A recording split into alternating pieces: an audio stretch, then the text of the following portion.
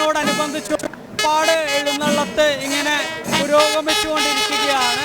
ഗംഭീരമായിട്ടുള്ള ചെണ്ടമേളം എൻ്റെ ഒരു വശത്ത് കാണാൻ സാധിക്കും. വലതുവശത്ത് 3 ഗജകേസരികൾ ഭഗവതിയുടെ തിരുവമ്പാടി ഭഗവതിയുടെ തിടമ്പേറ്റിക്കൊണ്ട് ഇങ്ങനെ കടന്നു വരുന്ന കാഴ്ചയാണ് നമുക്ക് കാണാൻ സാധിക്കുന്നത്.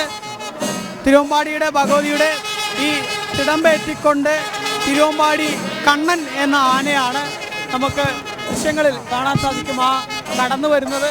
എന്തായാലും വലിയ ഒരു ജനങ്ങളുടെ വലിയ തിരക്ക് തന്നെ ഇവിടെ കാണാൻ സാധിക്കുന്നു എന്നുള്ളതാണ്.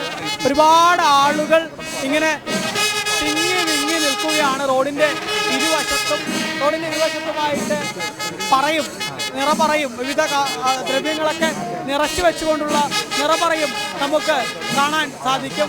ഏതായാലും ഈ ചടങ്ങ് ഇത് വളരെ പ്രധാനപ്പെട്ടതാണ്, ഈ പുറപ്പാട് എഴുന്നള്ളത്ത് എന്നുള്ളത്. കാരണം തൃശ്ശൂർ പൂരത്തെ സംബന്ധിച്ചിടത്തോളം പൂരത്തിലെ പ്രധാന ചടങ്ങുകളിൽ ഒന്നാണ്. നമുക്ക് ആളുകളുടെ പ്രതികരണം കൂടെ കേൾക്കാം.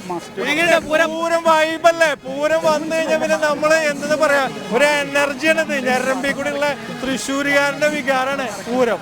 ഈ പൂരം തന്നെയാണ് ഈ പൂരത്തിനായിട്ട് കാത്തിരിക്കുകയാണ്. ഈ പൂരം കഴിഞ്ഞാൽ അടുത്ത പൂരം.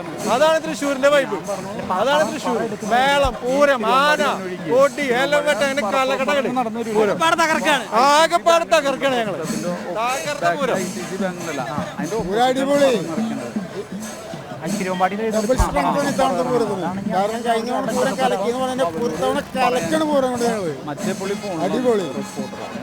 തന്നെയാണ്. ഏതായാലും പൂരം ഇങ്ങനെ ആവേശത്തോടെ പുരോഗമിച്ച് പോണെന്നുള്ളതാണ്.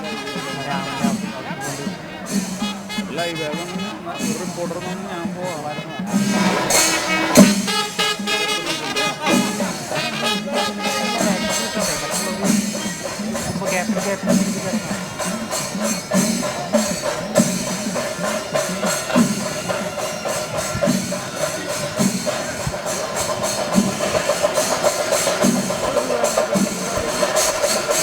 ഏതായാലും ആ മടത്തിൽ വരവിൻ്റെ മുന്നോടിയായിട്ടുള്ള പുറപ്പാട് എഴുന്നള്ളത്ത് ഇങ്ങനെ ആവേശത്തോടെ പുരോഗമിച്ചുകൊണ്ടിരിക്കുന്നു. ആളുകളുടെ വലിയ പുരുഷാരം തന്നെ നമുക്കിവിടെ കാണാൻ സാധിക്കുന്നു എന്നുള്ളത് തന്നെയാണ്. ഒരു വശത്ത് 3 ആനകൾ മുത്തുക്കുടകളും വെഞ്ചാമരവും ആലവട്ടവും ഒക്കെ ചൂടിക്കൊണ്ടിങ്ങനെ കടന്നു വരികയാണ്.